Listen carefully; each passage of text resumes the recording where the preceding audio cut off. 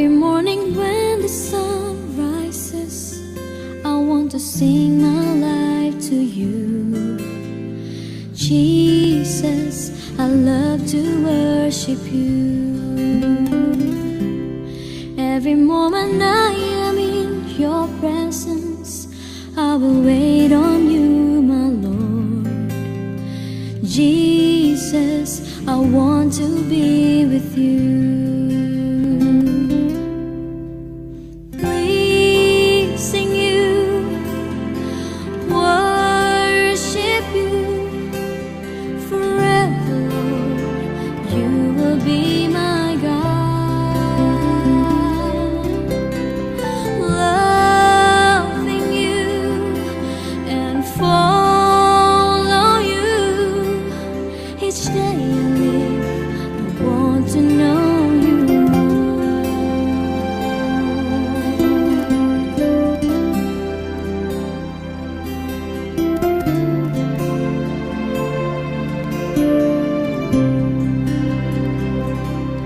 Every morning when the sun rises, I want to sing my life to you. Jesus, I love to worship you. Every moment I am in your presence, I will wait on you, my Lord. Jesus, I want to be with you. Pleasing you, worship you forever, Lord. You will be my God. Loving you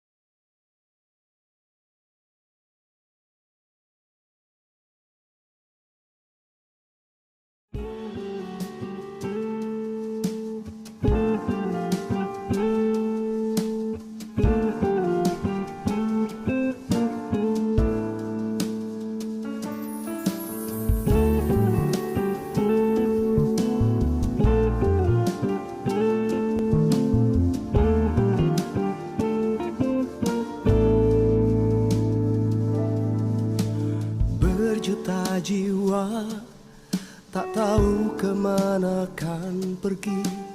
Berjuta tangan terulur menantikan kasih. Oh Tuhan, jadikanlah hidupku alat kasih-Mu dan memuliakan-Mu seumur hidupku. Berjuta jiwa tak tahu kemana kan pergi.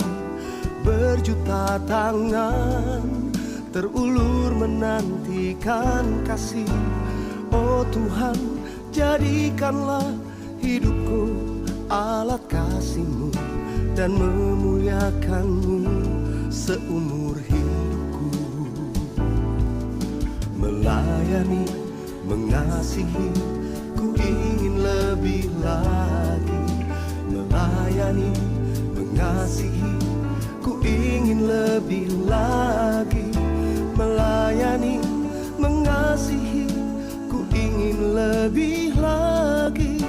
Melayani dan mengasihi.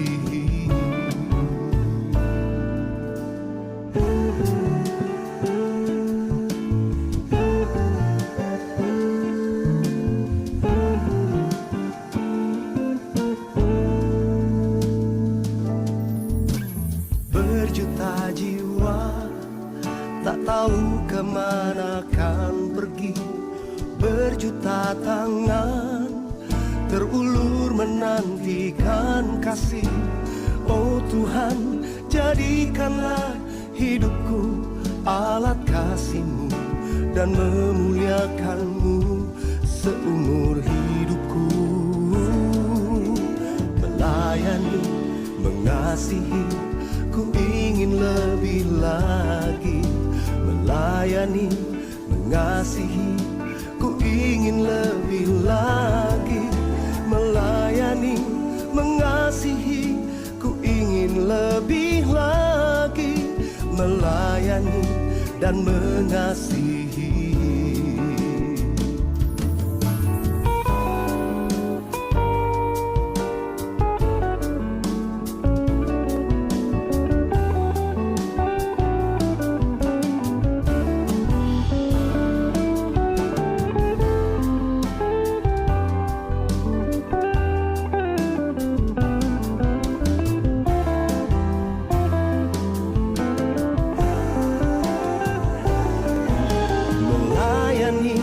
Mengasihi, ku ingin lebih lagi. Melayani, mengasihi, ku ingin lebih lagi. Melayani, mengasihi, ku ingin lebih lagi. Melayani dan mengasihi, dan mengasihi-Mu.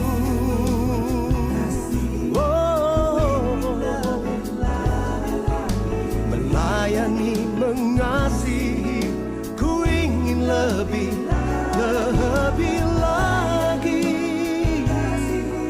Ku ingin lebih lagi. Melayani dan mengasihi.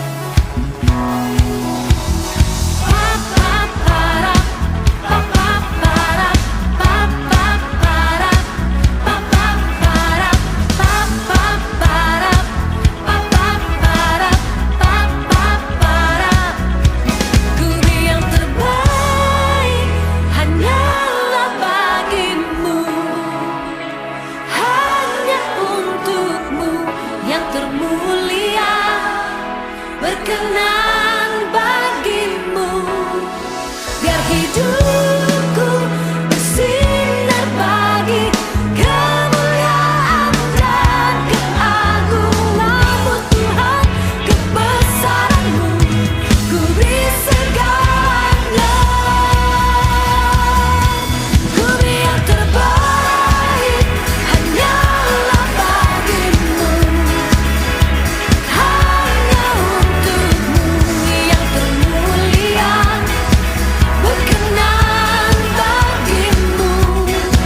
Biar hidupku bersinar bagi kemuliaan dan keagungan-Mu Tuhan, kebesaran-Mu ku beri segalanya.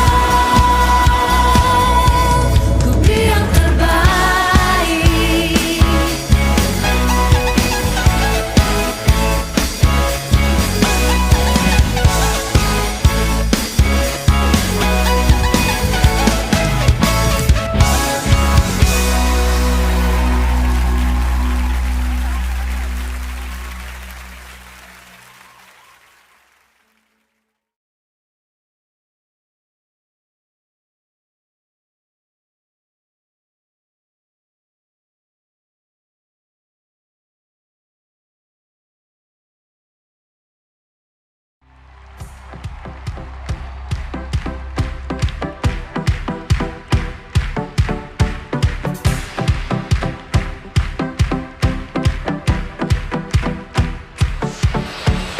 Tiada taranya, tiada bandingannya, kebaikan-Mu Bapa di hidupku. Amin. Mengubah segalanya, kasih yang ku terima tak tergantikan.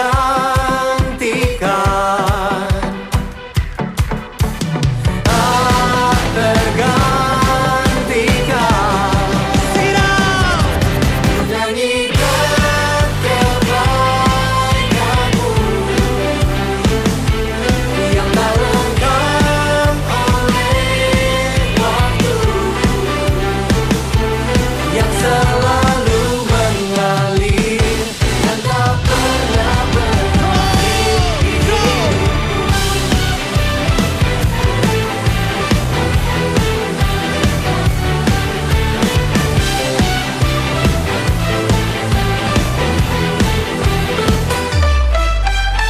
Tiada taranya, tiada bandingannya, kebaikan-Mu Bapa di hidupku. Oh, mengubah segalanya, kasih yang ku terima tak tergantikan. Tak tergantikan. Tak tergantikan. Sama-sama nyanyikan. Ku nyanyikan kebaikan-Mu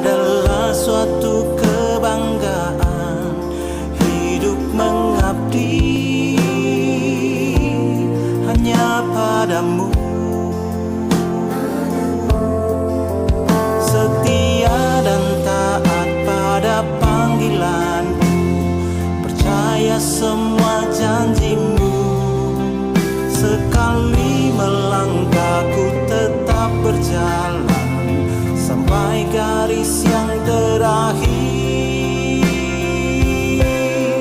Ku persembahkan seluruh hidupku sebagai persembahan hidup dan kudus yang berkenan padamu, memuliakanmu lewat korban syukurku. Senangkan hatimu, Yesus Tuhanku, itulah ibadahku yang sejati.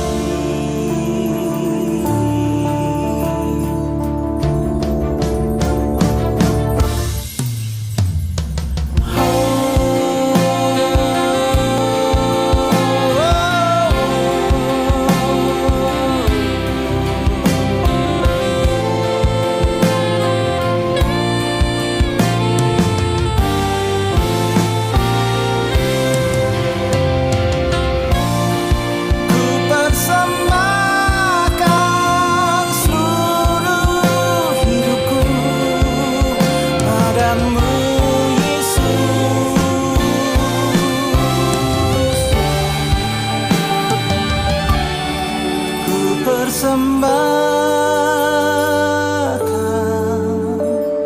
seluruh hidupku sebagai persembahan hidup dan kudus yang berkenan padamu, memuliakanmu lewat korban syukurku.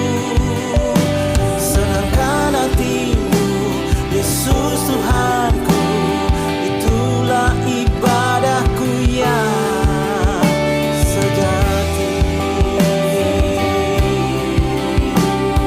Itulah ibadahku yang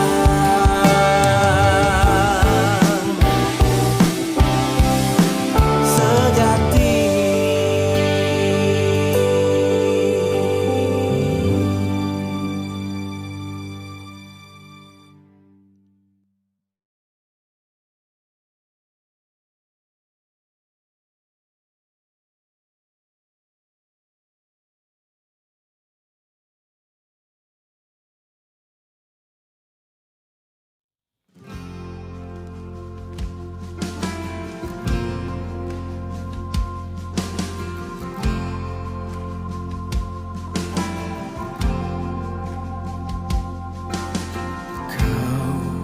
Pencipta hidupku,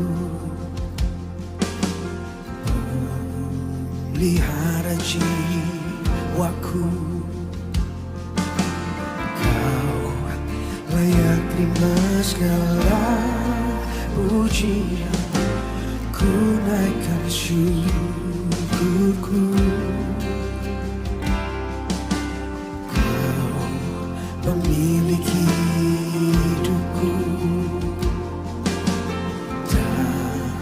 dalam kasih setiamu, Yesusku. Kau layak terima segala pujian, ku naikkan sembahku.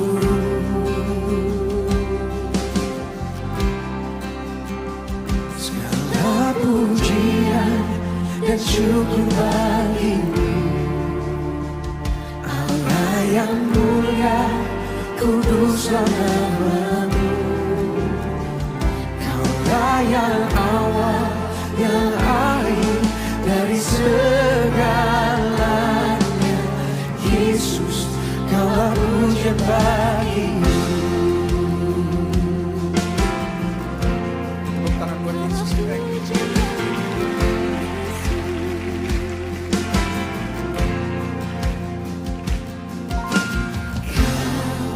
Pencipta hidupku,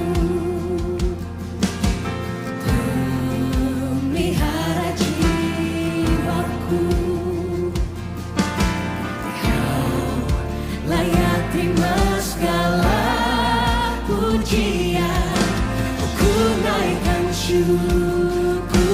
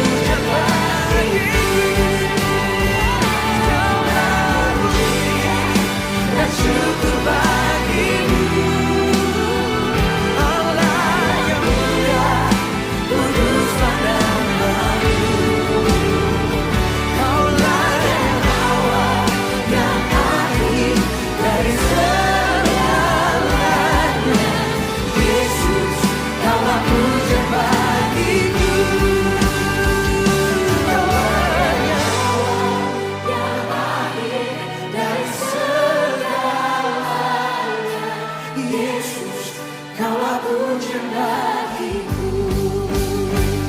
Kaulah yang awal, yang akhir dari segalanya. Yesus, kaulah hujan bagiku.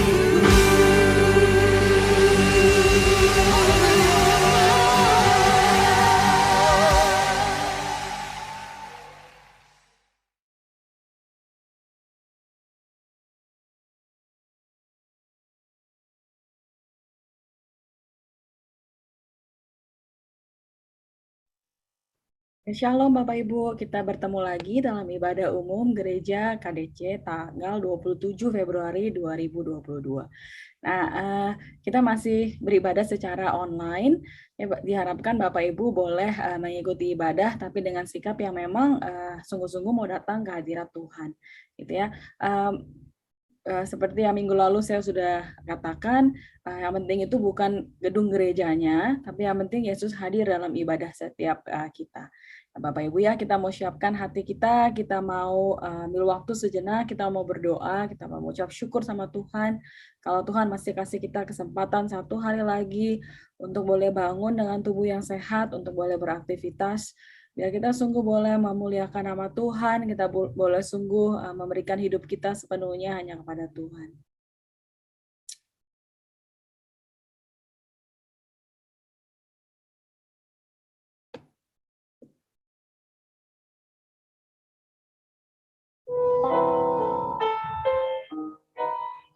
Mau berterima kasih sama Tuhan kalau Dia Allah yang boleh mati bagi setiap kita, oleh kuasa darahnya kita dipulihkan. Katakan saatku masuk. Saatku masuk ke hadirat-Mu, bawa persembahan ke tempat kudus-Mu. Pujian ku naikkan, sembahku berikan bagi-Mu Allah yang mulia. Kau layakkan ku menghampiri-Mu, melihat tata kemuliaan-Mu Tuhan. Pujian ku naikkan, sembahku berikan bagi-Mu Allah yang mulia. Oleh kuasa darah-Mu, Kau telah tebus dosaku. Kekudusan-Mu melingkupiku, kasih-Mu mengalir memulihkan hidupku. Sungguh besar anugerah-Mu, Kau selamatkan hidupku. Ku menjadi ciptaan yang baru oleh kuasa darah-Mu. Ku menjadi ciptaan yang baru oleh kuasa darah-Mu. So kita boleh menjadi ciptaan yang baru oleh kuasa darahnya. Kita boleh bersyukur Bapak Ibu. Kita boleh bersyukur kalau Dia Allah yang mau mencurahkan darahnya bagi setiap kita. Karena aku hendak bersyukur. Hendak bersyukur pada Tuhan karena keadilan-Nya, dan bermasmur bagi nama Tuhan yang maha tinggi, yang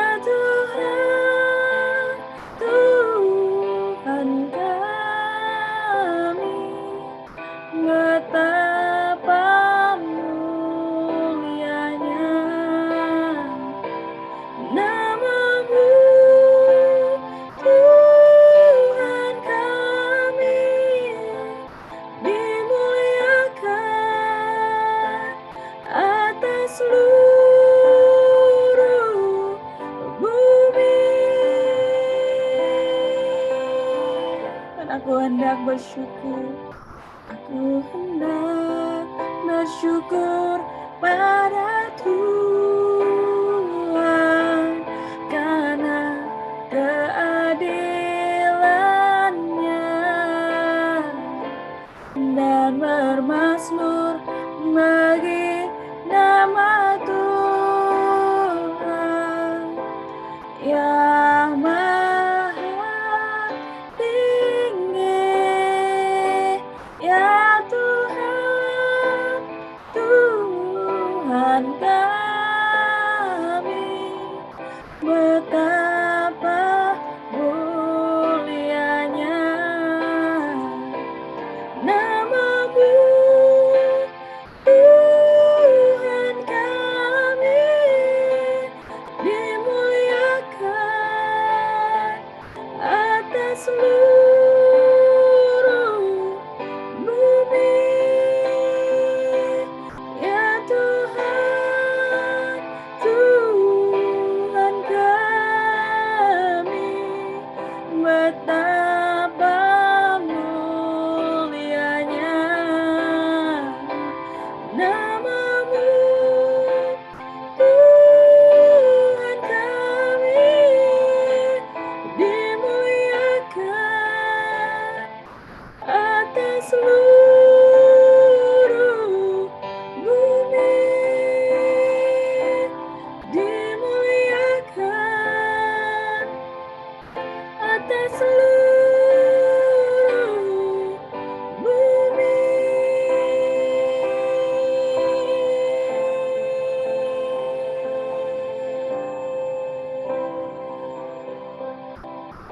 Kami bersyukur Tuhan kalau Engkau Allah yang kami sembah, Engkau Allah yang mulia, Engkau yang layak Tuhan. Kami bersyukur Tuhan kalau Engkau Allah yang menciptakan kami, Engkau Allah yang memegang tangan kami. Kami bersyukur Tuhan untuk setiap anugerah yang boleh kami rasakan. Sungguh Tuhan kalau Engkau Allah yang layak untuk dimuliakan oleh seluruh bumi. Wah Tuhan, kami mempersembahkan hidup kami untuk memang memuliakan nama-Mu Bapa. Supaya kerajaan-Mu boleh datang di bumi ini, biar Tuhan melalui kami, nama-Mu boleh ditinggikan, nama-Mu boleh tersebar ke seluruh penjuru bumi. Biar ajar kami Tuhan menjadi pelayan-Mu, pelayan yang sungguh mau memuliakan nama-Mu, pelayan yang sungguh mau membawa kerajaan-Mu di muka bumi ini, boleh dirasakan oleh orang-orang sekitar kami. Biar Tuhan gak hanya kami yang merasakan kasih setia-Mu, tapi orang-orang sekitar kami, keluarga kami, semuanya juga boleh merasakan kasih setia-Mu bagi kehidupan mereka secara pribadi. Pakailah kami Tuhan, kami siap untuk melayani-Mu, kami siap untuk mendengar firman-Mu, kami siap untuk memuji dan memuliakan nama-Mu. Hadirlah bersama dengan kami Tuhan, dimanapun kami berada saat ini, karena memang Engkau Allah yang layak dipuji, Engkau Allah yang layak disembah. Kami mau memuji dan menyembah-Mu, kami mau mendengarkan firman-Mu, kami mau mengenal Engkau dengan lebih benar. Terima kasih ya Bapa, kami serahkan ibadah kami hari ini ke dalam tangan-Mu saja. Hanya di dalam nama-Mu kami berdoa dan mengucap syukur. Amin. Shalom Bapak Ibu. Kalau kita udah boleh memuji Tuhan, kalau kita boleh datang ke ibadah, kalau kita boleh mendengarkan secara online, sungguh kita mau memberikan hidup kita mau memberikan persembahan kita mau memberikan puji-pujian kita hanya kepada Tuhan. Ya, kita mau nyanyikan lagu. Bapak Ibu boleh sambil bangkit berdiri, boleh sambil bertepuk tangan. Kita mau katakan, pujilah Tuhan, hai segala bangsa, Dia Allah yang layak dimegahkan, Dia Allah yang layak ditinggikan.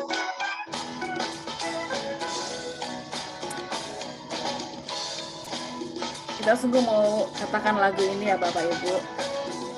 Kesetiaannya bagi kita tiada terkira. Pujilah Tuhan. Pujilah Tuhan, hai segala bangsa, megahkanlah Dia, segala suku bangsa, sebab kasih-Nya hebat atas kita dan kesetiaan Tuhan untuk selamanya. Pujilah Tuhan, hai segala bangsa, megahkanlah Dia, segala suku bangsa, sebab kasih-Nya hebat atas kita dan kesetiaan Tuhan untuk selama-lamanya. Terpujilah Tuhan perlindunganku, terpujilah Tuhan keselamatanku. Sebab tiada Allah yang kekal di bumi dan di surga. Terpujilah Tuhan perlindunganku, terpujilah Tuhan keselamatanku. Hanya Kau Allah yang berkuasa, Yesus Kristus Tuhan. Kita mau katakan lebih dari awal, kita mau katakan pujilah Tuhan, hai segala bangsa.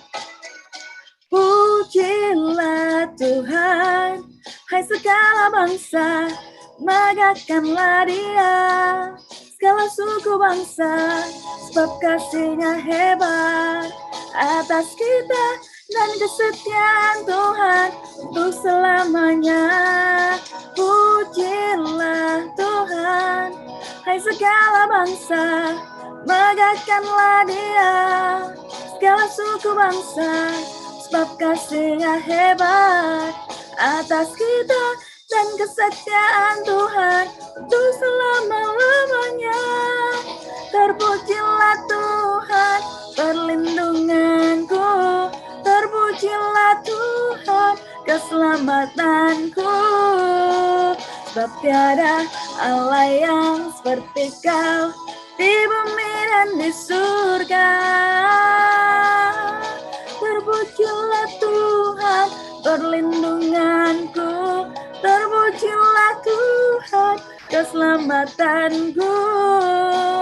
Hanya Kau Allah yang perkasa, Yesus Kristus Tuhan. Terpujilah Tuhan perlindunganku, terpujilah Tuhan keselamatanku. Sebab tiada Allah yang seperti Kau di bumi dan di surga. Terpujilah Tuhan perlindunganku, terpujilah Tuhan keselamatanku. Hanya Kau Allah yang berkuasa, Yesus Kristus Tuhan.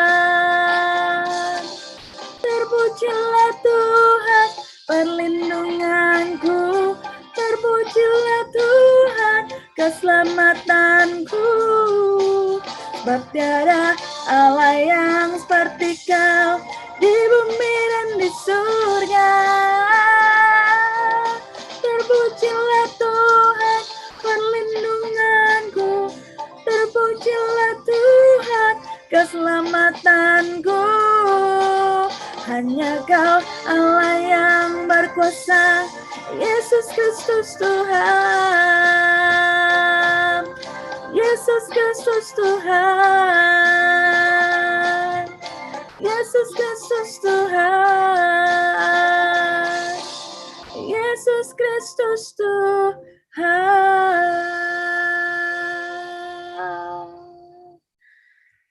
Sungguh Bapak Ibu, Dia Allah yang perkasa, Dia Allah yang hebat, Dia Allah yang mau menyelamatkan setiap kita, Dia Yesus Kristus Tuhan kita. Kalau kita hari ini boleh datang ke hadirat Tuhan, kalau hari ini kita boleh memuji Tuhan, dan terlebih lagi kalau hari ini Allah boleh melayakkan kita menikmati hadirat Tuhan, Allah boleh melayakkan kita mengenal Tuhan, sungguh terpujilah Dia Tuhan, Allah perlindungan kita, Allah kota benteng kita. Kita mau siapkan hati kita Bapak Ibu, kita mau mendengarkan firman Tuhan. Kita sungguh mau memuji dan memuliakan nama Dia, karena memang Dia Allah yang layak untuk dipuji dan disembah. Dia Allah yang layak untuk menerima segala pujian. Kalau kita boleh melayani Tuhan, sungguh itu adalah anugerah terindah yang boleh Dia berikan bagi kita. Kita manusia yang tidak layak melayani Dia. Kita manusia yang tidak layak menghampiri tahtanya. Tapi Dia Allah yang mau menerima setiap kita. Kita mau siapkan hati kita mau menyembah Dia, kita mau memuji Dia, kita mau mendeklarasikan Dia Allah yang layak untuk dipuji dan disembah.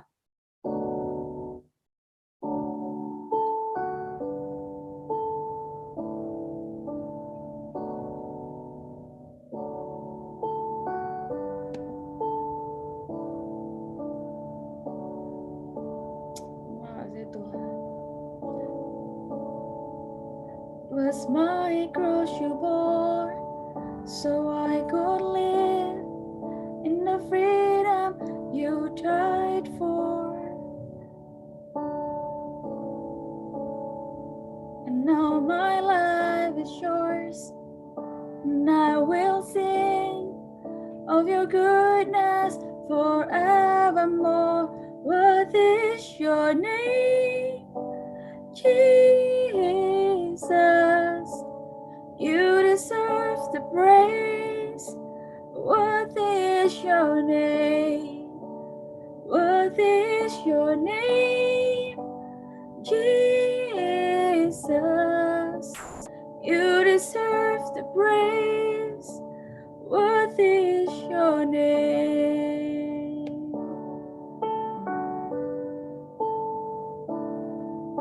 Sungguh mulialah namamu Yesus, karena Engkau Allah yang layak terima pujian.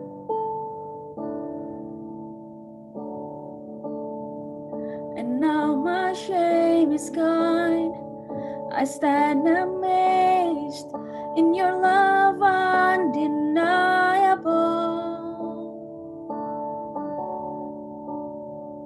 Your grace goes on, and I will sing of your goodness forevermore. What is your name, Jesus? You deserve the praise. What is your name? What is your name, Jesus?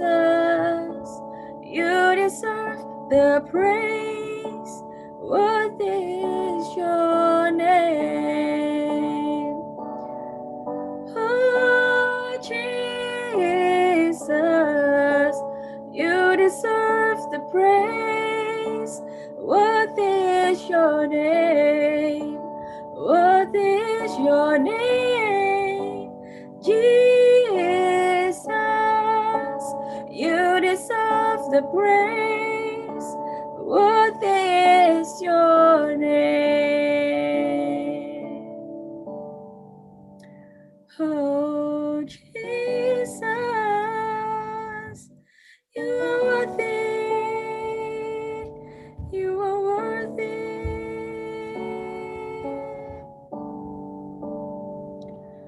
Oh, you alone deserve a praise.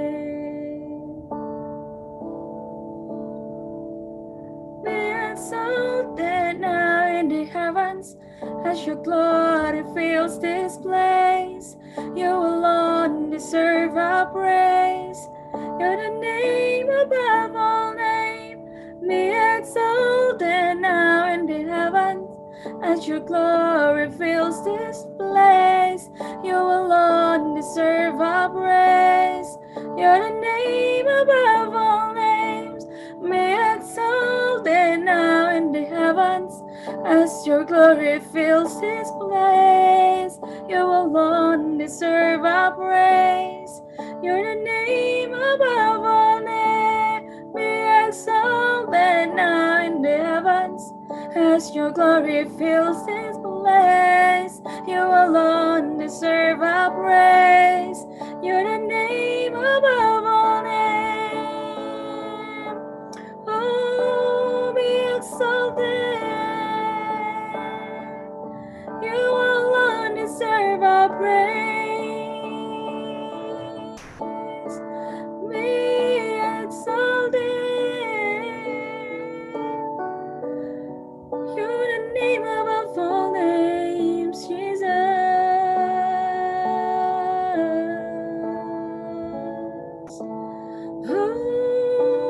Worthy is the name. Oh, thank you, Jesus.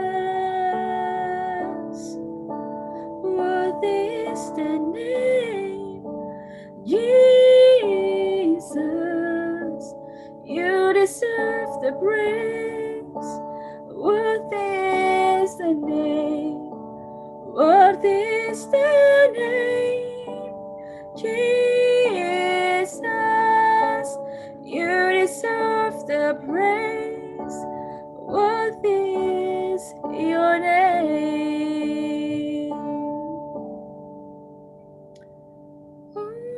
Oh, Jesus, worthy is your name. You deserve the praise.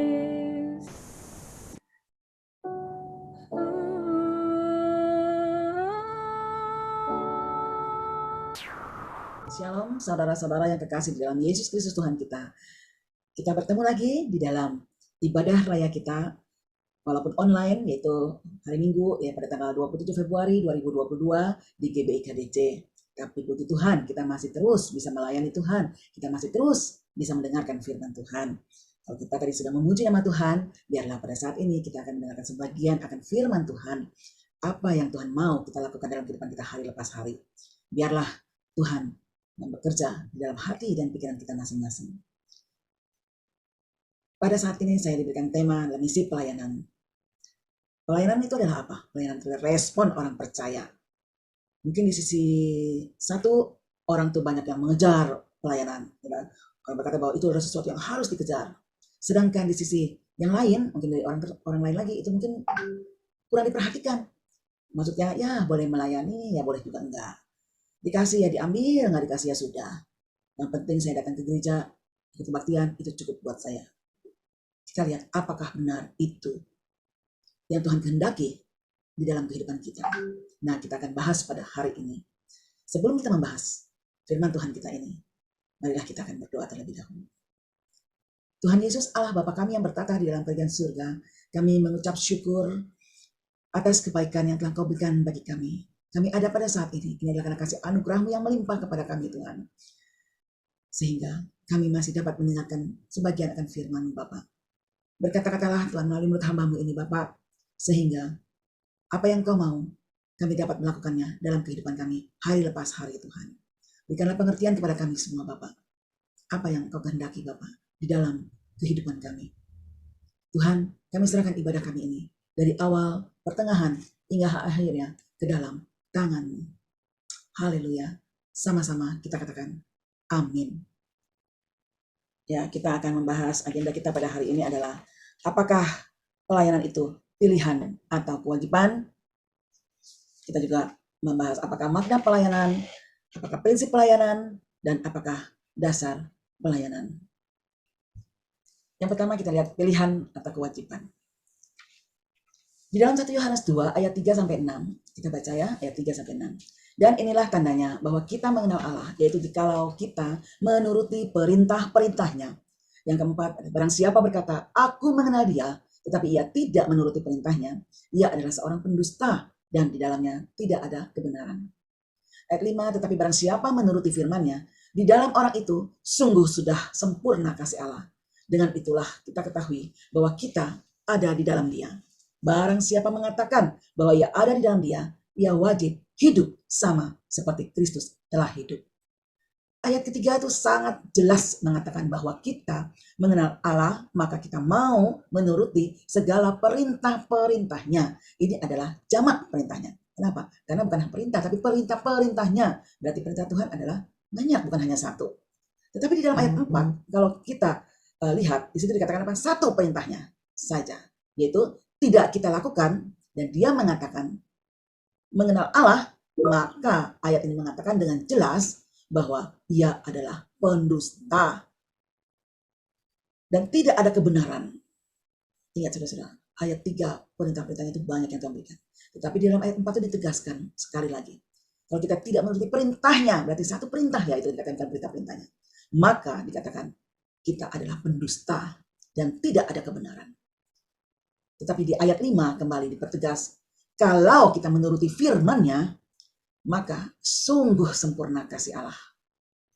Dengan melihat ayat ini, sesungguhnya tidak ada satu orang pun yang sanggup melakukan semua perintah-perintah Allah.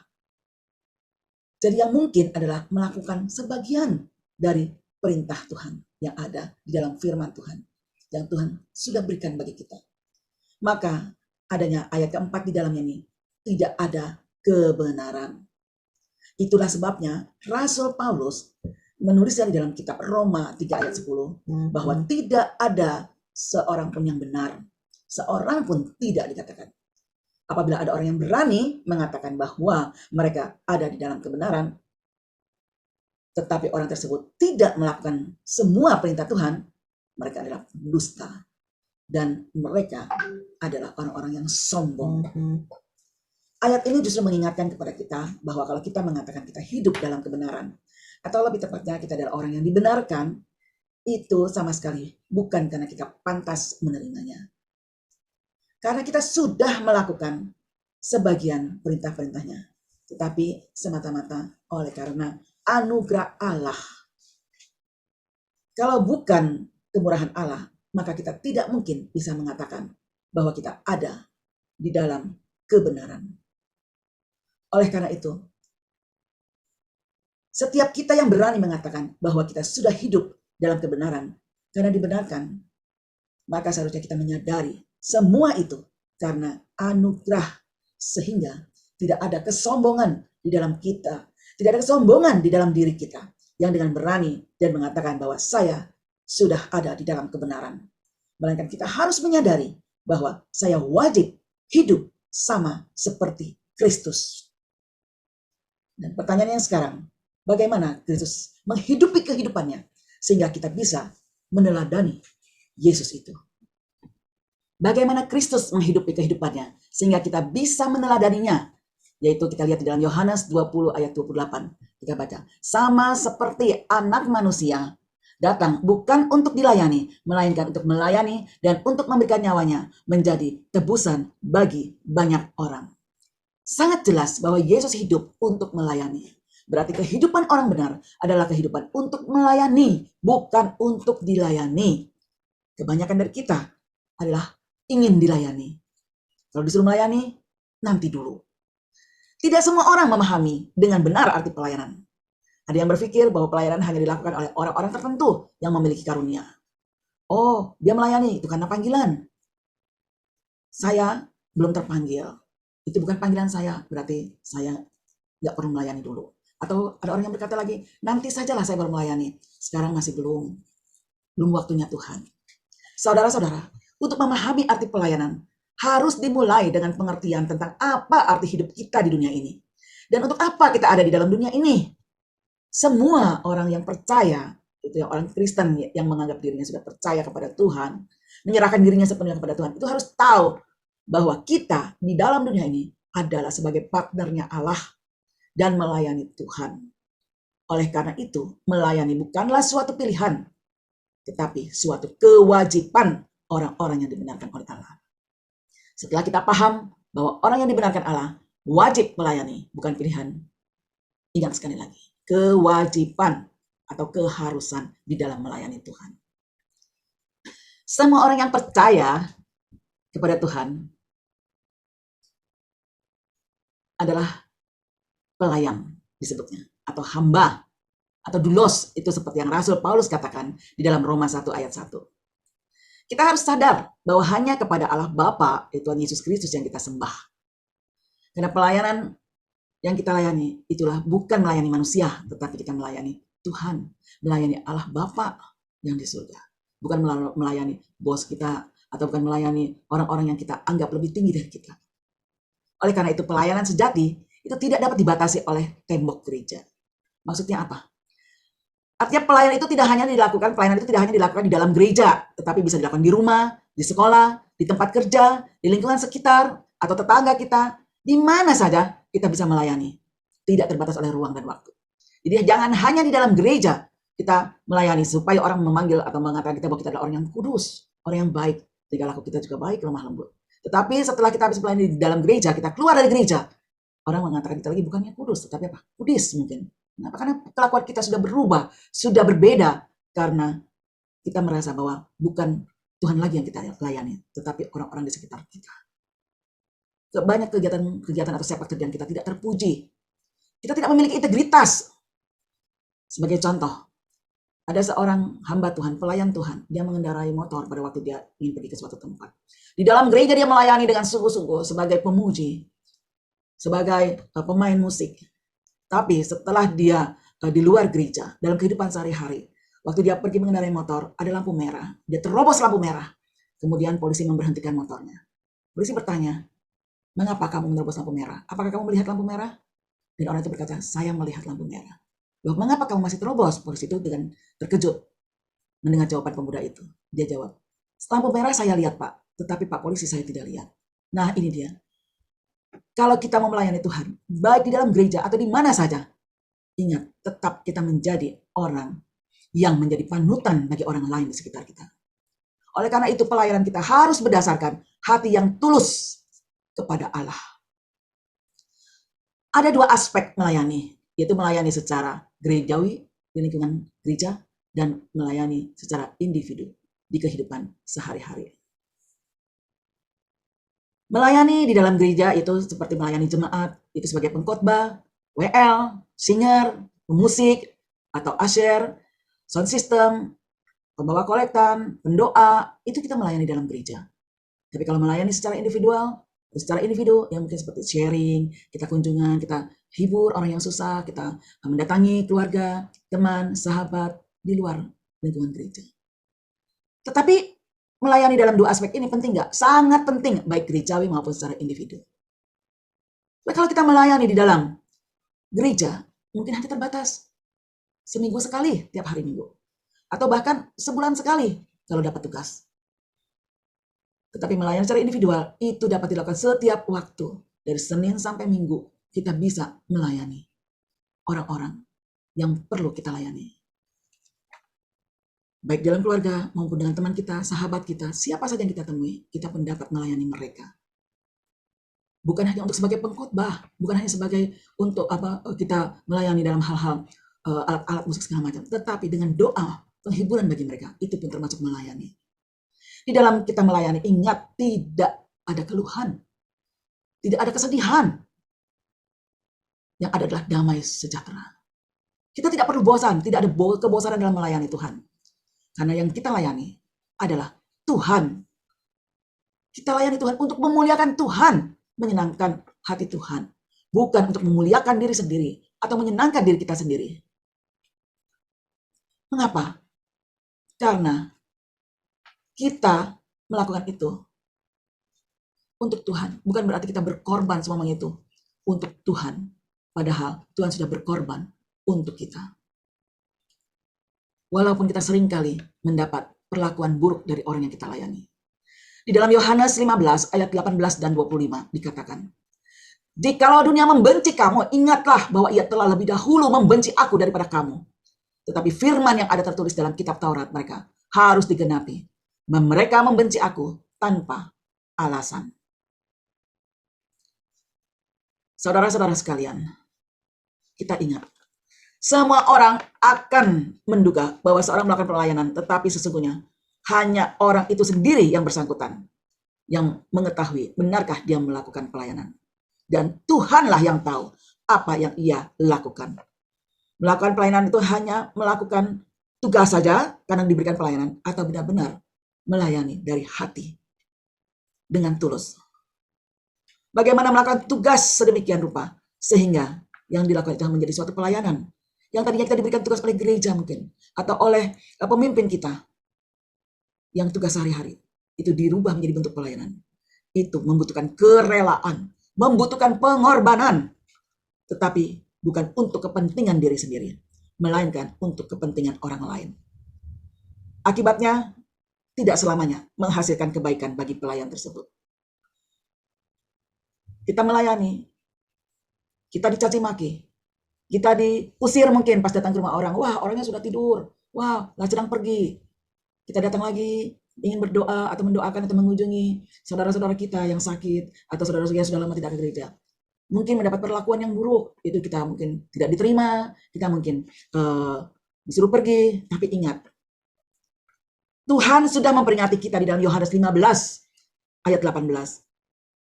Kebencian yang diterima itu sudah tentu bukan dari yang dilayani, meskipun hal itu bisa saja terjadi dari orang yang dilayani. Mungkin juga dari orang lain, bahkan sesama pelayan tanpa kita sadari. Sesama pelayan kita dapat saling menjatuhkan. Dengan sesama pelayan kita saling bersaing, lebih menonjolkan diri sendiri karena menganggap yang satu lebih hebat daripada yang lain. Ini sering kita alami di dalam kita melayani. Oleh karena itu banyak sekali pelayan Tuhan yang saling gontok-gontokan, yang saling ribut satu dengan yang lain, karena merasa dirinya terusik, karena merasa dirinya tersaingi. Tetapi Tuhan sudah katakan, itulah akibat kita melayani, kita akan mengalami hal seperti itu. Apakah kita masih mau terus melayani Tuhan, walaupun orang-orang di sekitar kita tidak senang untuk kita layani atau tidak senang dalam kita melayani? Kita dapat melihat suatu contoh melayani yang berdampak luar biasa bagi orang yang dilayani. Di dalam 2 Timotius 4 ayat 2 dikatakan, beritakanlah firman, siap sedialah baik atau tidak baik waktunya.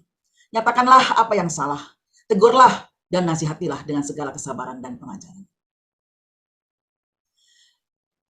Pada waktu Minggu pagi, ya, salju menyeliputi Colchester di Inggris.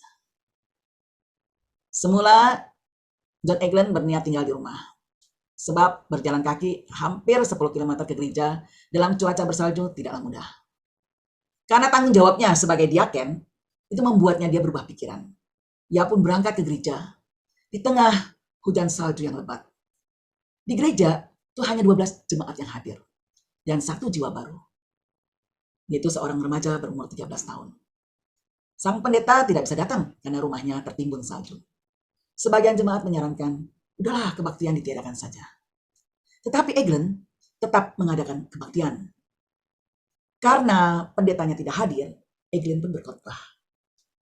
Khotbahnya tidak begitu baik. Dia tidak bagus seperti pendeta setempat, pendeta atau gembala sidangnya. Sebab memang Eglin itu tidak bertalenta untuk berkhotbah. Dan baru pertama kali Eglin itu berbicara di depan orang banyak. Namun setelah mendengar khotbah dari Eglin selesai, remaja yang berumur 13 tahun ini menyerahkan diri kepada Tuhan Yesus. Dia katakan, saya mau menyerahkan hidup saya sepenuhnya kepada Tuhan. Saudara sekalian, tahukah siapa remaja itu? Ia adalah Charles Haddon Spurgeon. Siapa itu ya? Kok namanya susah amat. Nah, dia adalah seorang pengkhotbah legendaris di Inggris.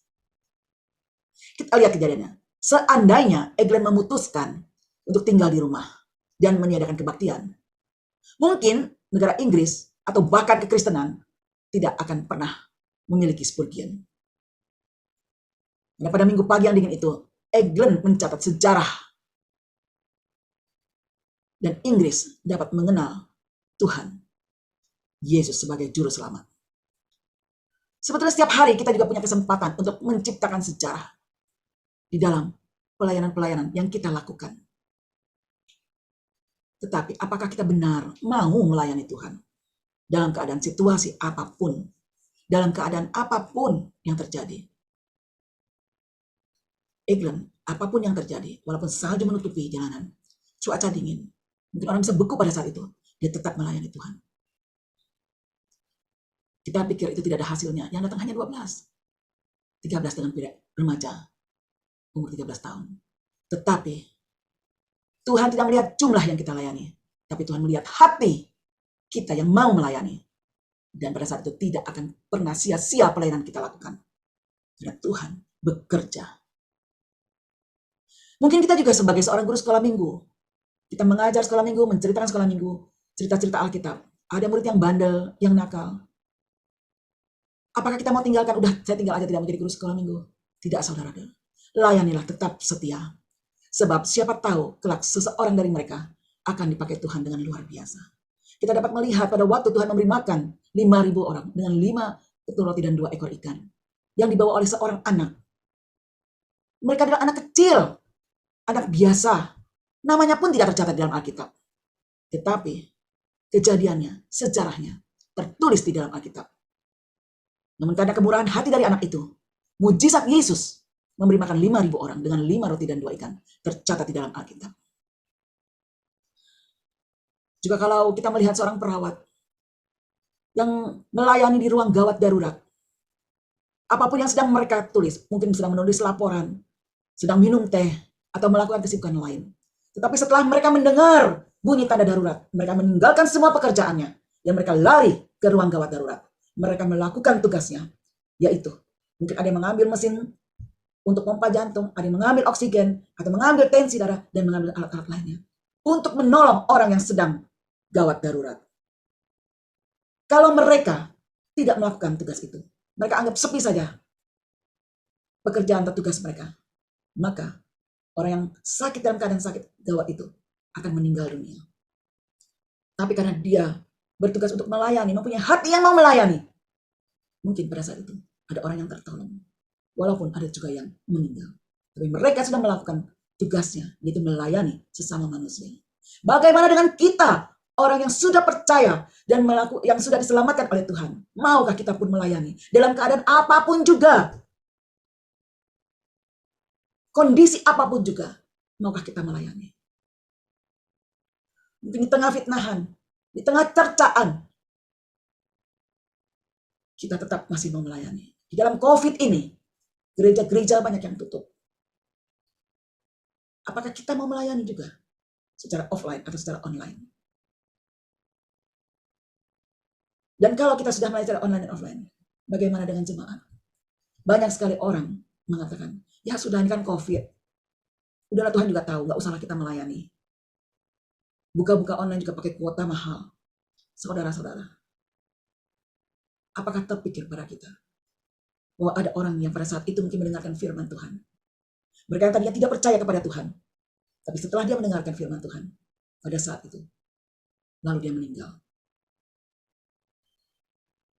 Dan pada waktu ada orang juga yang ingin mendengarkan firman Tuhan, tapi pada saat itu, dia tidak dapat mendengarkannya. Mungkin karena tidak dapat keluar karena COVID, atau karena lingkungan sekitarnya. Dengan online tidak ada yang menyiarkannya. Dia tidak dapat mendengar. Akhirnya dia meninggal.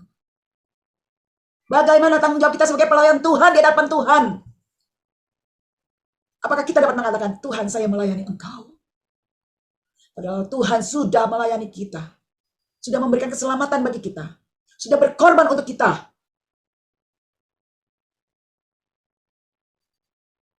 Mengapa kita masih tawar-menawar dan menganggap itu suatu pilihan?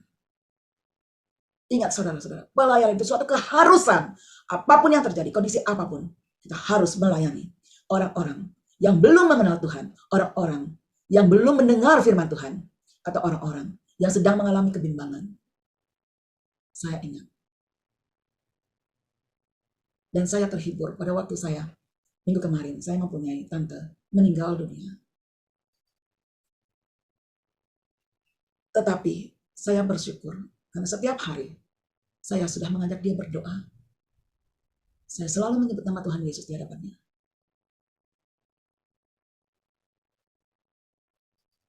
Sehingga yang tadinya dia mengalami ketakutan, yang tadinya mengalami khawatir akan kematian, pada waktu dia meninggal hari Minggu, tanggal 20, saya percaya dia ada di tangan Tuhan. Dan sebelum dia meninggal, dia berdoa kepada Tuhan. Tuhan, ampuni segala dosa dan kesalahan saya. Tuhan, ampuni dosa yang telah saya perbuat terhadap Tuhan, terhadap sesama saya, terhadap saudara saya, terhadap orang lain. Supaya saya dapat bersama-sama dengan Tuhan di surga. Saya serahkan hidup saya, tubuh saya, jiwa saya, roh saya ke dalam tangan Tuhan. Dan pada hari ini saya tahu saya bersama-sama dengan Tuhan di surga. Mendengar tante saya berdoa seperti itu. Dia menyerahkan tubuh jiwa rohnya ke dalam tangan Tuhan. Saya bersukacita pada waktu dia meninggal dan memejamkan mata seperti orang tidur. Saya tahu dia sudah menyerahkan dirinya ke dalam tangan Tuhan. Dan Tuhan sudah menyelamatkan dia. Saya bersyukur bahwa saya sudah melayani dia. Setiap hari yang tadinya belum mengenal Tuhan. Tapi pada akhirnya dia mengenal Tuhan. Ingat saudara-saudara, pelayanan kita tidak ada yang sia-sia. Mungkin kita capek, mungkin kita lelah. Kapan ke orang-orang itu tetap masih bebal, tidak mau terima Tuhan. Tidak mau mengikut Tuhan, melakukan lagi pekerjaan yang salah, melakukan lagi perbuatan dosa. Saudara-saudara, Tuhan turut bekerja di dalam pelayanan kita. Apapun yang terjadi, Tuhan yang tentukan. Mari kita menggunakan kesempatan untuk melayani Tuhan dengan lebih bersemangat. Baik atau tidak baik waktunya. Beritakanlah firman Tuhan. Seperti yang tertulis di dalam 1 Korintus 16 ayat 9. Sebab di sini banyak kesempatan bagiku untuk mengerjakan pekerjaan yang besar dan penting. Sekalipun ada banyak penentang, oleh karena itu, layanilah Tuhan setiap saat, baik atau tidak baik waktunya. Itulah saudara yang Tuhan kehendaki. Layanilah Tuhan setiap saat. Buatlah sejarah setiap hari. Seperti Eglon membuat sejarah, kita pun bisa sebagai anak-anak Tuhan. Sekarang kita melihat dari prinsip pelayanan.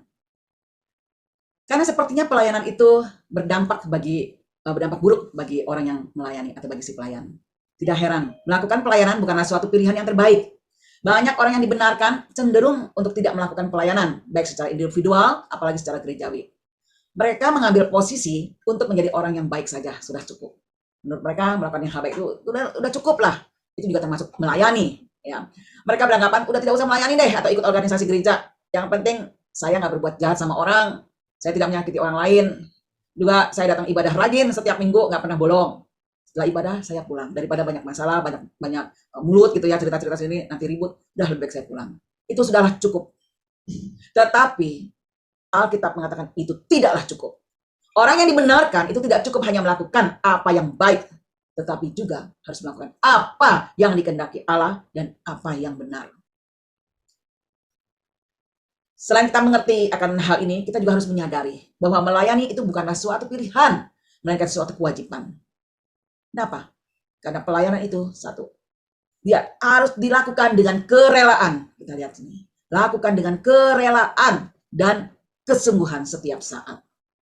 Itu dengan pengorbanan bagi kepentingan orang lain. Apapun dampak yang akan diterima, yang akan kita terima sebagai pelayan, itulah maupun buruk hasilnya, itu bukan sesuatu yang justru menghambat untuk kita melayani, tetapi sebaliknya, itu ada mendorong kita untuk kita hidup melakukan sebagaimana Yesus Kristus setia sampai mati. Kita pun harus wajib melakukannya sampai mati. Jangan kita berpikir hambatan itu meluluhkan kita, membuat kita menjadi tidak setia kepada Allah untuk melayani. Tapi biarlah hambatan-hambatan yang ada di sekeliling kita. Orang mau kata-katai kita, kayak mau fitnah kita, mau bilang kita sombong, kayak, atau mau bilang kita egois, atau apa saja. Ingat, yang kita layani adalah Tuhan. Biarlah itu mendorong kita untuk lebih maju lagi. Dan untuk lebih tetap setia kepada Tuhan. Karena Yesus sendiri sudah melakukannya sampai mati. Yang kedua, dikatakan juga, Allah senantiasa merancangkan yang baik. Ingat saudara-saudara, di dalam Yeremia 29 ayat 11 dikatakan, sebab aku ini mengetahui rancangan-rancangan apa yang ada padaku mengenai kamu. Demikian firman Tuhan, yaitu rancangan damai sejahtera dan bukan rancangan kecelakaan, untuk memberikan kepadamu hari depan yang penuh harapan. Nabi Yeremia jelas mengungkapkan bahwa Allah mengetahui bahwa rancangannya itu atas setiap kita yang dibenarkan selalu yang terbaik. Bukan yang terbaik pertama, kedua, yang ketiga, atau seterusnya. Tetapi Tuhan memberikan rancangan yang terbaik bagi kita. Dan ayat ini harus selalu menjadi pegangan bagi kita yang dibenarkan untuk tetap melayani apapun keadaan kita, apapun keadaan mereka. Karena mereka tahu Allah selalu merancang-rancang damai sejahtera dan penuh harapan. Maka apapun yang kita lakukan, kita akan merasakan damai sejahtera. Banyak orang percaya salah menyingkapi ayat ini. Dan manakala mereka berada dalam kondisi yang kurang baik, mereka bertanya, bagaimana mungkin Allah merancang rancangan yang baik buat dia kalau kondisi yang dihadapinya saat ini kurang baik? Saya sudah melayani Tuhan, tapi bisnis saya hancur. Saya sudah melayani Tuhan, tapi saya menjadi sakit. Saya sudah melayani Tuhan, mengapa saya mengalami penyakit yang kronis atau yang berat? Banyak orang di dalam kondisi yang kurang baik ini, mereka bertanya, saudara, bagaimana mungkin Allah merancang-rancang yang baik buatnya kalau kondisi yang dihadapinya saat ini kurang baik? Kalau mereka mempertanyakan ini, berarti mereka sudah memposisikan bahwa mereka lebih tahu apa yang baik atas mereka daripada Allah. Allah menjadi kurang mengetahui sehingga Allah menjadi tidak maha tahu. Mereka memposisikan Allah seperti itu. Ketahuilah bahwa rancangannya tidak bisa salah, rancangan Allah. Karena Allah maha tahu dan maha kuasa. Rancangannya adalah rancangan kebaikan untuk setiap kita, bukan rancangan kecelakaan. Kalau saja kesulitan yang kita atau mereka hadapi Kesulitan itu pun ada dalam rancangan Allah juga. Ketahuilah, di dalam kesulitan Allah mampu untuk memberikan dan bahkan mengubahnya menjadi kemenangan. Kita dapat melihat contoh Yusuf. Dalam kesulitan dia di penjara, tetapi dia mendapatkan kemenangan. Dia menjadi orang yang nomor 1 setelah Firaun. Andai kata kesulitan yang tidak pernah berhenti sekalipun yang diterima oleh kita, yang dibenarkan sampai mengalami kematian, ketahuilah, Allah tidak pernah membiarkan iblis menang atas anak-anaknya. Allah, karena Allah sendiri ikut bekerja di dalam rancangannya atas orang yang dibenarkannya. Sehingga kita semua mendapat kepastian akan keberhasilan di dalam pelayanan kita.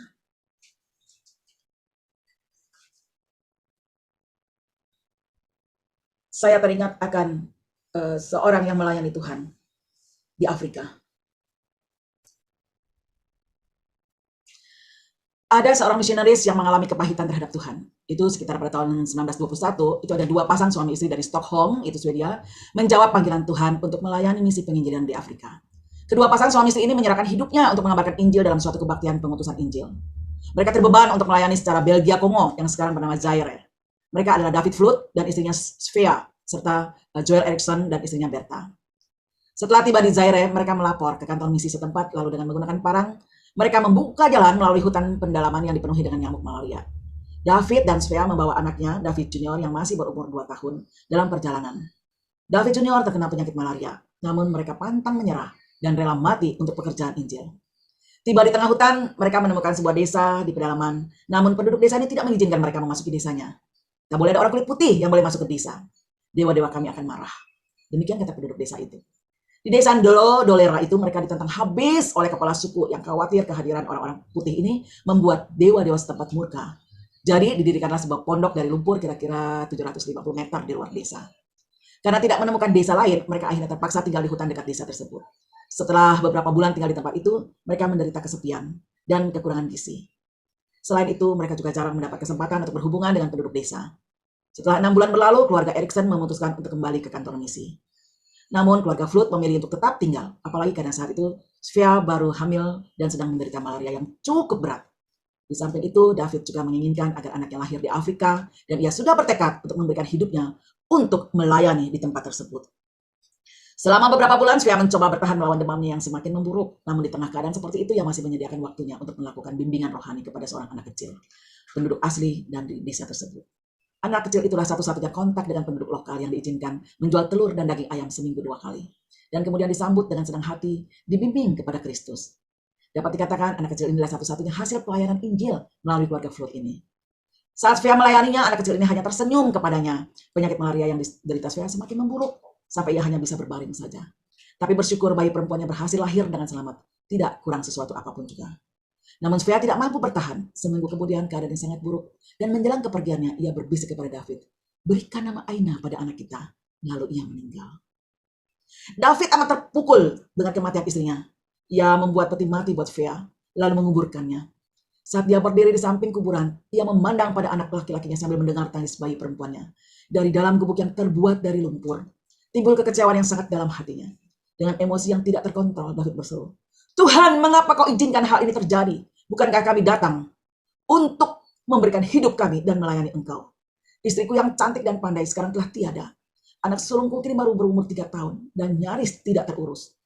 Apalagi si kecil yang baru lahir, setahun lebih kami ada di hutan ini. Dan kami hanya membenarkan seorang anak kecil yang bahkan mungkin belum cukup memahami berita Injil yang kami ceritakan. Kau telah mengecewakan aku, Tuhan. Betapa sia-sianya hidupku." Kemudian David kembali ke kantor misi Afrika. Saat itu David bertemu lagi dengan keluarga Erickson. David berteriak dengan penuh kejengkelan, "Saya akan kembali ke Swedia. Saya tidak mampu lagi mengurus anak ini. Saya ingin titipkan bayi perempuanku kepadamu." Kemudian David memberikan Aina kepada keluarga Erickson untuk dibesarkan. Sepanjang perjalanan ke Stockholm, David Flood berdiri di atas dek kapal. Ia merasa sangat kesal kepada Tuhan. Ia menceritakan kepada semua orang tentang pengalaman pahitnya bahwa ia telah mengorbankan segalanya, tetapi berakhir dengan kekecewaan. Ia yakin bahwa ia sudah berlalu setia, tetapi Tuhan membalas hal itu dengan cara yang tidak memperdulikannya. Setelah tiba di Stockholm, David Flood memutuskan untuk memulai usaha di bidang impor. Ia mengingatkan semua orang untuk tidak menyebut nama Tuhan di depannya. Jika mereka melakukan itu, segera ia naik hitam dan marah. David akhirnya jatuh pada kebiasaan minum minuman keras.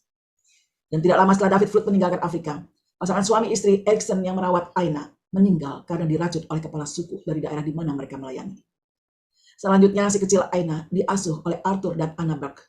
Keluarga ini membawa Aina ke sebuah desa yang bernama Masisi, utara Kongo. Di sana Aina dipanggil Egi. Si kecil Egi segera belajar bahasa Swahili dan bermain dengan anak-anak Kongo. Pada saat-saat sendirian, si Egi sering bermain dengan khayalan. Ia sering membayangkan bahwa ia memiliki 4 saudara laki-laki dan 1 saudara perempuan. Dan ia memberi nama kepada masing-masing saudara khayalannya.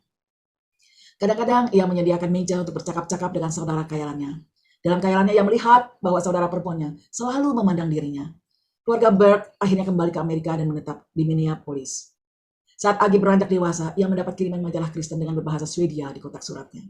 Saat ia melihat sebuah halaman di majalah tersebut, ia terhenti kaget.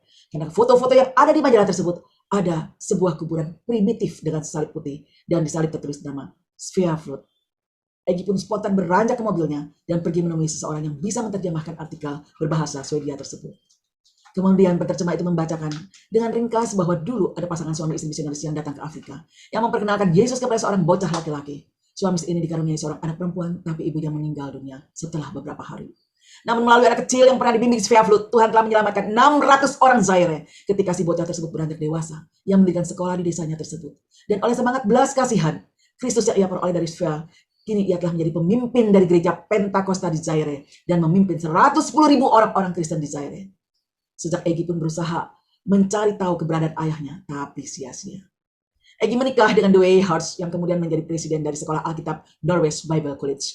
Sampai saat itu, Egi tidak mengetahui bahwa ayahnya telah menikah lagi dengan adik Svea yang tidak mengasihi Allah dan telah mempunyai anak 5, 4 putra dan 1 putri. Tepat seperti khayalan Egi. Suatu ketika sekolah Alkitab memberikan tiket pada Egi dan suami untuk pergi ke Swedia. Ini merupakan kesempatan bagi Egi untuk mencari ayahnya. Saat tiba di London, Egi dan suaminya berjalan kaki di dekat Royal Albert Hall. Di tengah jalan mereka melihat ada suatu pertemuan penginjilan. Lalu mereka masuk dan mendengarkan seorang pengkhotbah kulit hitam yang sedang bersaksi bahwa Tuhan sedang melakukan perkara besar di Zaire. Hati Egi terperanjat. Setelah selesai acara, ia mendekati pengkhotbah itu dan bertanya, "Pernahkah Anda mengetahui pasangan penginjil yang bernama David dan Svea Flut?" Pengkhotbah kulit hitam ini menjawab, "Ya, Svea adalah orang yang membimbing saya kepada Tuhan waktu saya masih anak-anak.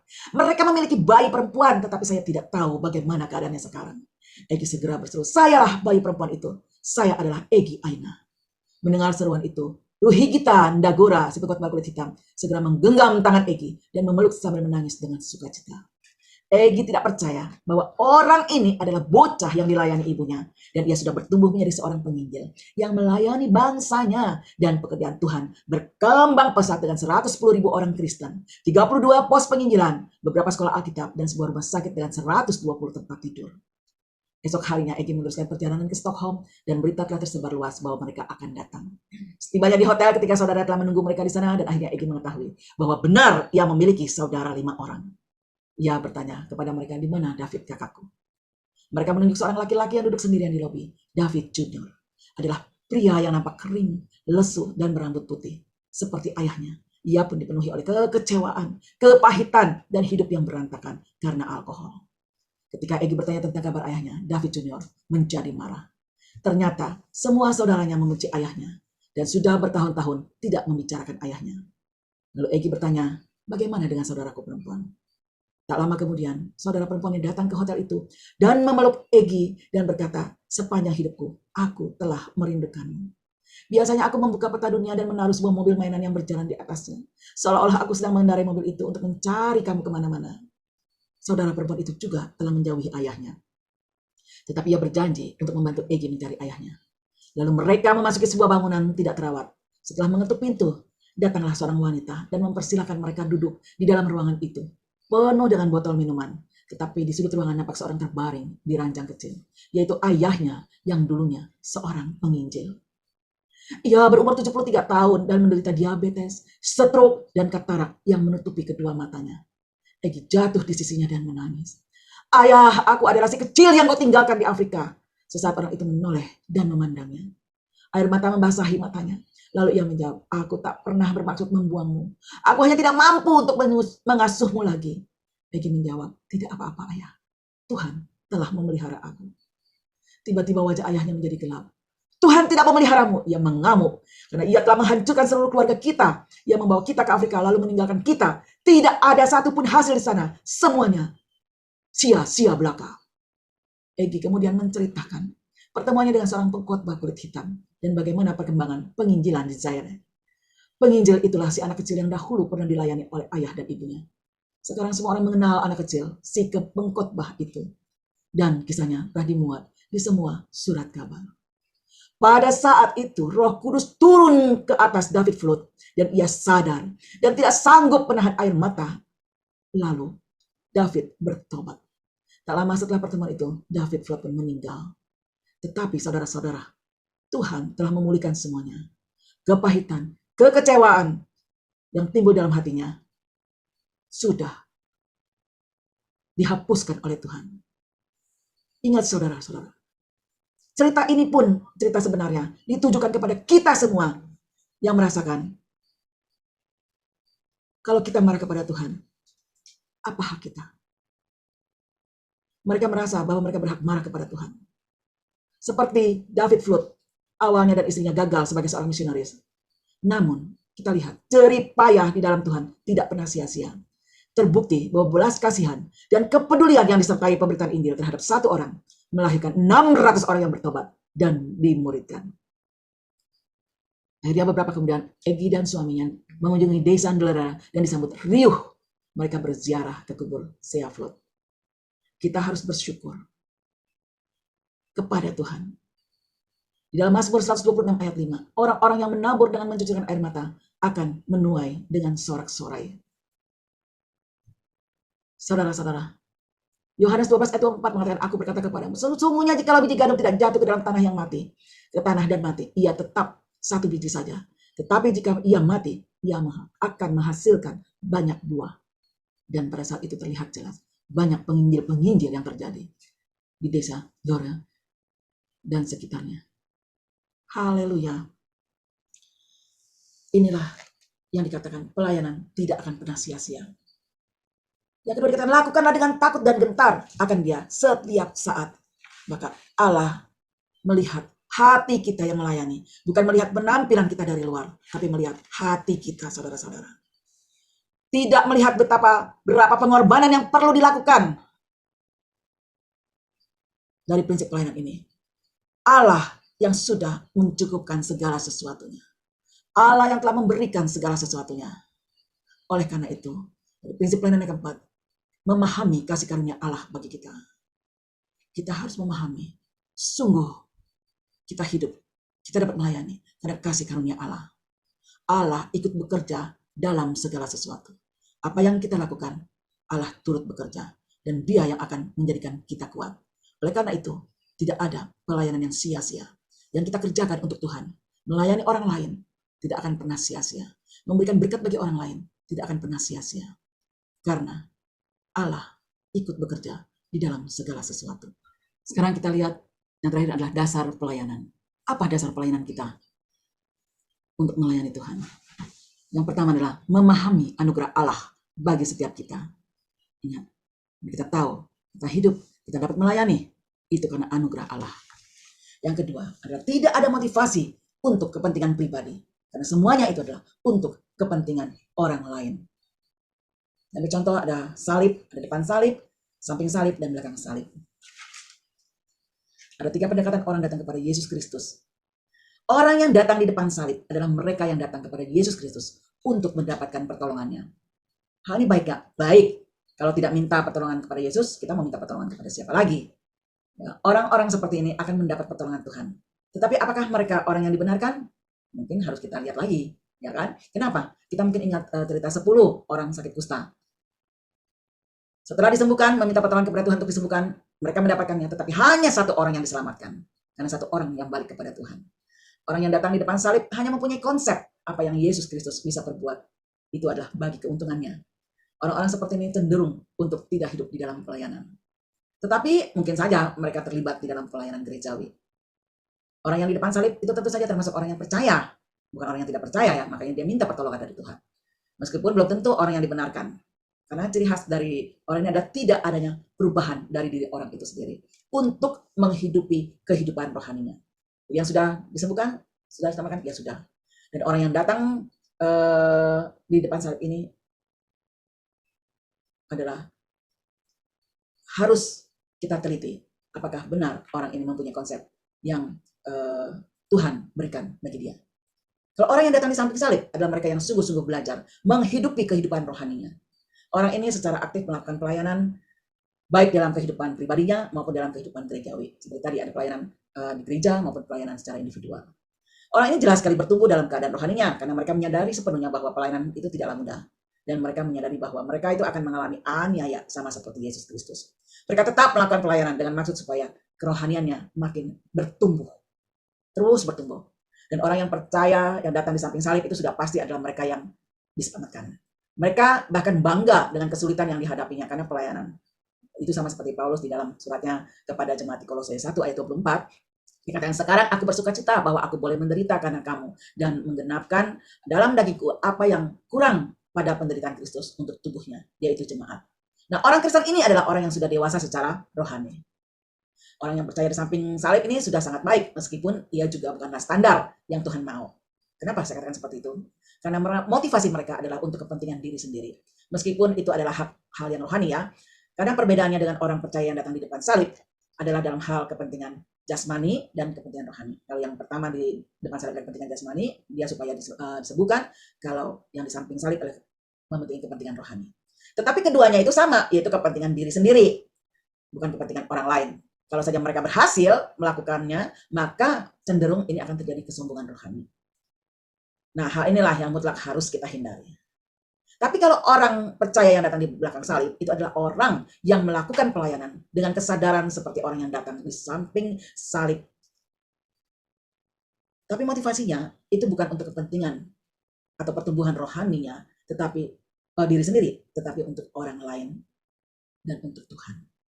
Orang ini ingin mencari jawaban lebih lanjut. Mengapa Yesus mau turun ke dunia? Mengapa Yesus mau meninggalkan kemuliaannya? Dan mengapa Yesus mau mengambil rupa seorang manusia dan bahkan hamba untuk mati secara terkutuk untuk kepentingan manusia yang bukan bahkan menyalibkannya. Orang-orang yang menyalibkannya. Menyalibkan Yesus waktu di Bukit Golgota. Orang yang percaya di belakang salib ini adalah orang yang sungguh mengerti bahwa mereka melayani dengan segala pengorbanannya dan dengan segala konsekuensinya untuk orang lain dan bukan untuk dirinya sendiri, baik secara jasmani maupun rohani. Tetapi karena kesadaran bahwa mereka telah berhutang yang tak terbayarkan dengan apapun juga, karena oleh kasih Allah. Sehingga dasar pelayanannya adalah kasih Allah. Dasar pelayanan dari orang yang di belakang salib ini adalah kasih Allah.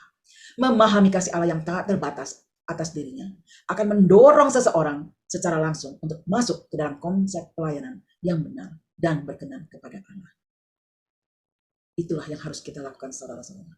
Melayani atas dasar kasih Allah. Kita bisa karena anugerah Allah. Haleluya. Sekarang saudara, sudah sejauh mana pengenalan saudara akan Tuhan? Itu diukur dengan sejauh mana saudara meresponi panggilan pelayanan. Sekali lagi saudara, saya katakan. Sejauh mana pengenalan saudara akan Tuhan, itu diukur dengan sejauh mana saudara meresponi panggilan pelayanannya. Kalau saja saudara masih termasuk orang yang datang dari depan salib, beralihlah mengambil posisi untuk datang di samping salib. Lalu pindah ke belakang salib. Mulailah dengan memperhatikan pertumbuhan rohani saudara. Dengan menyediakan waktu kita untuk membaca firman Tuhan, untuk merenungkan firman Tuhan, dan minta Tuhan pimpin supaya Roh Kudus yang memberikan kekuatan dan kemampuan supaya kita dapat melakukannya. Sediakan waktu kita untuk bersekutu dengan Tuhan. Buatlah mesbah doa. Jangan sia-siakan waktu yang sudah ada, yang Tuhan sudah berikan bagi kita. Karena waktu itu tidak akan kembali lagi. Sudahkah kita merasakan dan memahami kasih Allah yang besar dalam hidup kita? Saudara bisa jawab sendiri. Di dalam kehidupan, di dalam hati saudara. Apakah benar saudara sudah memahami kasih Allah yang begitu besar yang telah diberikan kepada kita, sehingga Tuhan mau memberikan anaknya yang tunggal itu untuk mati di kayu salib, menyelamatkan hidup kita? menghapuskan segala dosa-dosa kita, melayani kita. Dan yang ketiga, sudahkah kita melayani Allah dengan sungguh-sungguh? Mulai hari ini. Yang belum kita layani Allah, belum dapat, belum mau, belum bisa, layanilah Tuhan dengan sungguh-sungguh. Selama masih ada waktu kita hidup di dalam dunia ini, kita tidak tahu kapan kita dipanggil oleh Allah. Milikilah hati yang bersih dan murni, maka akan lahir tindakan-tindakan yang memuliakan Allah. Amin. Tuhan Yesus memberkati. Mari kita berdoa. Tuhan Yesus Allah Bapa kami yang bertata dalam kerajaan surga. Terima kasih Bapa, Engkau sungguh baik kepada kami. Kalau kami telah mendengarkan sebagian akan firman-Mu, biarlah Tuhan firman itu menjadikan rema dan kekuatan dalam kehidupan kami Tuhan. Dan dapat kami pakai dalam kehidupan kami sehari-hari Bapa. Terima kasih Yesus, terima kasih. Kami percaya Roh Kudus betul Tuhan yang memberikan pengertian dan hidup dalam kami Tuhan. Untuk kami dapat menjadi alat-Mu untuk melayani-Mu dimanapun kami berada. Terima kasih Tuhan, berkati jemaat KDC-Mu Bapa di tempat ini Tuhan, agar mereka mengerti apa yang Kau inginkan Tuhan. Haleluya Yesus, haleluya. Terima kasih Bapak, terima kasih. Kami serahkan firman-Mu ini ke dalam tangan-Mu. Dalam nama Yesus kami berdoa dan mengucap syukur. Haleluya, amin. Selamat siang Bapak-Bapak, Ibu-Ibu, Saudara-saudara yang kasih dalam Yesus Kristus. Saya akan memberikan pengumuman untuk minggu yang akan datang. Minggu yang akan datang tanggal 6 Maret 2022, kita ada ibadah secara on-site dan online. Ya, jadi kita udah mulai ibadah di gereja lagi ya, di GBKDC di gereja, terus dan juga secara online juga akan disiarkan. Jadi kita akan diadakan perjamuan kudus. Jadi saudara-saudara mempersiapkan hati kita untuk mengikuti perjamuan kudus. Kemudian untuk ibadah hari Rabu itu ada kita malam pujian untuk Stariut dan umum. Kemudian kita lanjutkan dengan komsel umum di hari Rabu pukul 6:30. Nanti linknya seperti biasa akan diberikan pada hari Rabu pagi. Kemudian hari Jumat seperti biasa yaitu ada komsel pengerja, tim pengerja jam 7:30 malam. Dan hari Sabtu ada ibadah Stariut, tetapi ini masih diadakan secara online. Nanti linknya juga akan diberikan ya di Stariut di WA. Jadi bagi ibu-ibu, bapak-bapak yang mempunyai anak remaja, pemuda, boleh mengikuti ibadah Stariut di YouTube ya, di YouTube linknya ya, nanti akan melewati Zoom. Kemudian hari Minggu kita akan mengikuti ibadah kembali, yaitu secara tatap muka dan juga secara online, secara Zoom, pukul 10:30 pagi. Nah, mari sekarang kita tutup ibadah kita pada hari ini. Biarlah Tuhan memberkati kita semua.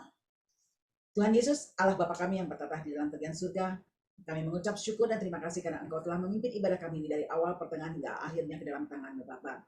Engkau berkati jemaat-jemaat GBKDC Bapa di tempat ini Tuhan. Biarlah Engkau berikan hikmat akal budi kepada mereka agar mereka dapat mengerti firman yang ditabur pada hari ini Tuhan, dan mereka dapat menjadi pelaku-pelaku firman dimanapun kami berada Tuhan. Bukan hanya menjadi pendengar-pendengar saja Bapa. Engkau berkati juga keadaan ekonomi mereka, kesehatan mereka Tuhan.